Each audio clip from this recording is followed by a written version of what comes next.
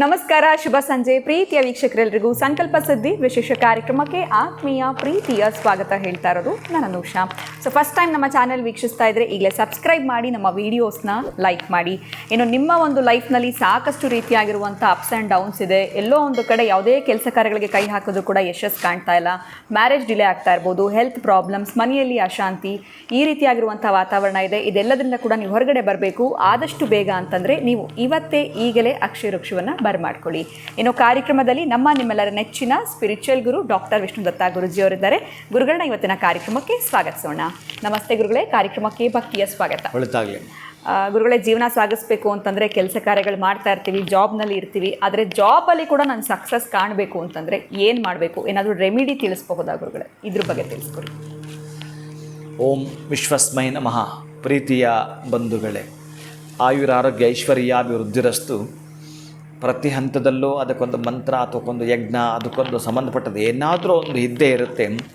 ಆದರೆ ಕೆಲವರು 3 ತಿಂಗಳು ಜಾಬ್ ಮಾಡ್ತಾರೆ, ಇನ್ನು ಕೆಲವರು 6 ತಿಂಗಳು ಜಾಬ್ ಮಾಡ್ತಾರೆ, ಕೆಲವರು ಅಷ್ಟೇ ವರ್ಷಗಳು ಮಾಡ್ತಾರೆ. ಪಾಪ ಅವರೇ ಕೆಲವರು ತೆಗೆದು ಬಿಡ್ತಾರೆ, ಸೆಟ್ ಆಗಲ್ಲ, ಅಲ್ಲೇ ನಷ್ಟ ಆಗುತ್ತೆ, ಈ ರೀತಿಯೆಲ್ಲ ಆಗುತ್ತೆ. ಒಟ್ಟಾರೆ ನನ್ನ ಜಾಬ್ ಬಿಟ್ಟರೆ ನನಗೇನು ಗೊತ್ತಿಲ್ಲ.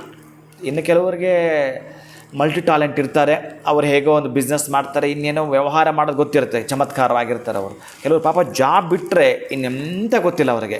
ಆ ಜಾಬ್ ಹೋಯ್ತು ಪಾಪ ಅಷ್ಟೇ, ಅವರು ಬದುಕು ಮಾಡ್ಕೊಳ್ಬೇಕು ಬಹಳ ಕಷ್ಟ ಇರುತ್ತೆ. ಅಂಥವ್ರು ಏನು ಅಂತಂದರೆ ತುಂಬ ಚಿಕ್ಕದಾಗಿರೋವಂಥದ್ದು, ಬೆಳಗ್ಗೆ ಎದ್ದು ಸೂರ್ಯನಿಗೆ ತಾಮ್ರದ ಚೆಂಬಲ್ಲಿ ನೀರು ಕೊಡೋದು, ಅರ್ಘ್ಯವನ್ನು ಕೊಡೋದು. ಓಂ ಸೂರ್ಯನಾರಾಯಣಾಯ ನಮಃ ಅಂತ ಹೇಳಿ, ಅಥವಾ ಗಾಯತ್ರಿ ಮಂತ್ರ ಬರುತ್ತಾ ಕೊಡುವಂಥದ್ದು. ಅದೇ ಚೆಂಬಿನಲ್ಲಿ ರಾತ್ರಿ ಇವರು ಕೇಸರಿಯನ್ನು ಸೇರಿಸಿ ನೀರು ಕುಡಿಯುವಂಥದ್ದು.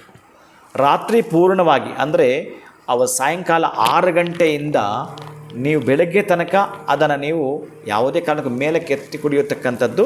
ಆದರೆ ಆ ಒಂದು ಚೆಂಬಿನಲ್ಲಿ ಕೇಸರಿಯನ್ನು ಸೇರಿಸ್ತಕ್ಕಂತಹದ್ದು, ನೀರನ್ನು ಸ್ವೀಕಾರ ಮಾಡುವಂಥದ್ದಪ್ಪ.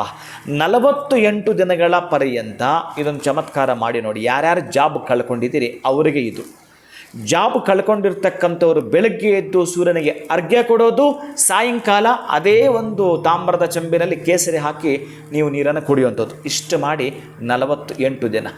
ಜಾಬ್ ಬಂದಿಲ್ಲ ನನ್ನ ಕೇಳಿ. ಖಂಡಿತ ಗುರುಗಳೇ, ತುಂಬ ಸಿಂಪಲ್ ಆಗಿರುವಂಥ ಒಂದು ರೆಮಿಡಿ. ಎಲ್ಲೋ ಒಂದು ಕಡೆ 3 ತಿಂಗಳು 6 ತಿಂಗಳು ಅಥವಾ 15 ದಿವಸಕ್ಕೆ ಕೆಲಸಗಳನ್ನ ಕಳ್ಕೊಳ್ಳೋವಂಥವ್ರು ಈ ಒಂದು ಸಿಂಪಲ್ ಆಗಿರುವಂಥ ರೆಮಿಡಿನ ಫಾಲೋ ಮಾಡೋದ್ರಿಂದ ಖಂಡಿತವಾಗ್ಲೂ ಅವರು ಕೆಲಸದಲ್ಲಿ ಸ್ಟೇಬಲ್ನ ಕಾಣ್ತಾರೆ ಅಂತ ತಿಳಿಸ್ಕೊಟ್ರಿ. ಬಹಳ ಧನ್ಯವಾದಗಳು ತಮಗೆ. ನಮಸ್ಕಾರ. ಹರೇ ಶ್ರೀನಿವಾಸ. ನಿಮಗೂ ಕೂಡ ಕೆಲಸಗಳಲ್ಲಿ ಇದೇ ರೀತಿ ಪ್ರಾಬ್ಲಮ್ಸ್ ಆಗ್ತಾ ಇದೆಯಾ? ಸೊ ಚಿಂತನೆ ಮಾಡೋಕ್ಕೆ ಹೋಗ್ಬಿಡಿ. ಗುರುಗಳು ಎಷ್ಟು ಸಿಂಪಲ್ ಆಗಿರುವಂಥ ಒಂದು ರೆಮಿಡಿನ ತಿಳಿಸ್ಕೊಟ್ಟಿದ್ದಾರೆ. ಇದನ್ನು ನೀವು ಇವತ್ತಿಂದನೇ ಶುರು ಮಾಡಿ ಖಂಡಿತ ನಿಮ್ಮ ಜಾಬ್ನಲ್ಲಿ ನೀವು ಸ್ಟೇಬಲ್ ಆಗಿರ್ತೀರಾ. ಯಾವುದೇ ರೀತಿ ನಿಮಗೆ ಜಾಬ್ನಲ್ಲಿ ಸಮಸ್ಯೆಗಳು ಕಂಡು ಬರೋದಿಲ್ಲ ಅಂತ ಹೇಳ್ತಾ ಇವತ್ತಿನ ವಿಡಿಯೋನ ಮುಗಿಸುವಂತಹ ಸಮಯ ಆಗಿದೆ. ನಮಸ್ಕಾರ.